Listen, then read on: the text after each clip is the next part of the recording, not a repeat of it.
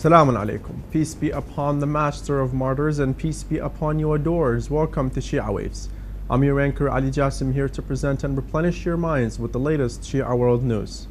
And now with the headlines.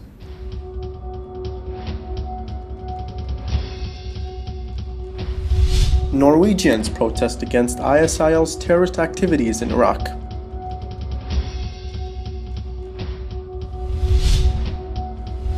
Top Egypt religious institution forbids Muslims from joining ISIL.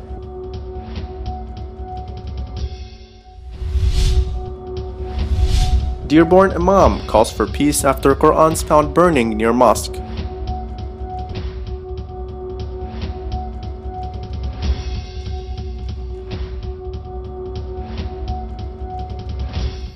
A delegation from Turkey has visited Karbala Studies and Research Centers. The delegation consisted of Dr. Borjo Kort, Dr. Omar Aglo, and Dr. Nadia Yassin from the College of Arts in the University of Baghdad, along with a number of academicians and researchers. The director of Karbala Studies and Research Center said that they discussed the best way of cooperation to make use of the Ottoman archive of Iraq that should be adopted in writing Karbala's encyclopedia in terms of providing the documents and manuscripts which belong to various historical phases. 4 rockets were shot on the headquarters of Nineveh Operations Command, which was taken by terrorists of the so-called Islamic State of Iraq and the Levant as a base for them in the recent terrorist operation. People in Norway's capital, Oslo, took to the streets to protest against terrorists operating in Iraq. The protest was held outside the Norwegian parliament, where demonstrators condemned terrorist organizations and expressed support for the Iraqi army and people. The demonstrators also condemned Takfiri and ISIL supporters in Norway, saying the world needs to know these terrorists do not represent Islam. A major Islamic center in Egypt has issued a religious law forbidding Muslims from joining the Takfiri militants of the so-called Islamic State of Iraq and the Levant, the ISIL. Dar al-Ifta spokesman announced al-Fatwa, saying that ISIL's terrorist activities in Syria and Iraq serve the enemies of Islam. The Sunni cleric also condemned the extremist group for committing crimes in Muslim nations in the name of the religion. He said the ISIL has adopted the wrong interpretation of Islam. Dar al-Ifta is Egypt's official Islamic body that issues religious laws. Dar al-Ifta is Egypt's official Islamic body that issues religious laws.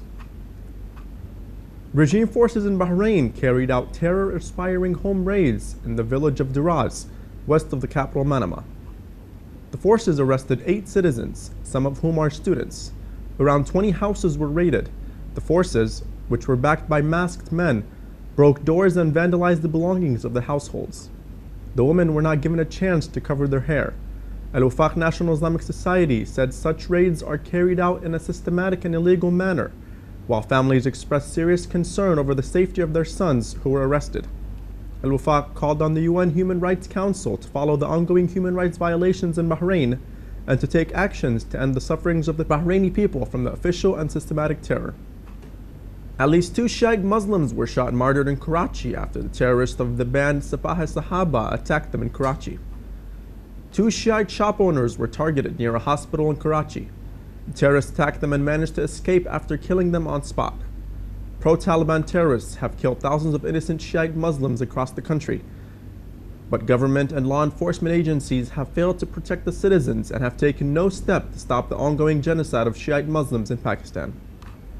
The spiritual leader of the Karbala Islamic Education Center in Dearborn, Imam Hussein, has called for peace and an end to religious bigotry after finding 3 burned Qur'ans near the center.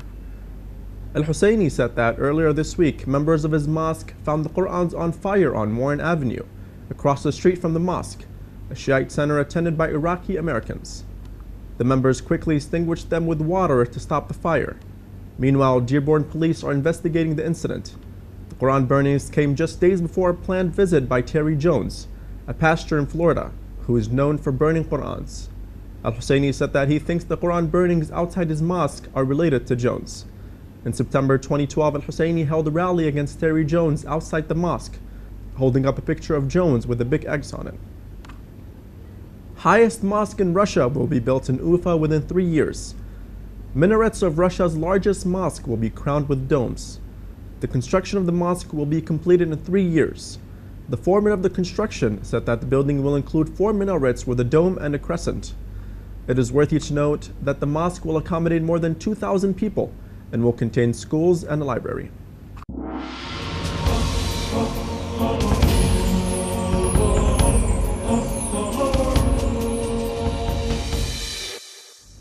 We have reached the end of our new show. Thank you all for joining in with us, and as always, remember our dua to hasten the reappearance of our beloved Imam al-Mahdi, peace be upon him. Wassalamu alaikum wa rahmatullahi wa barakatuh.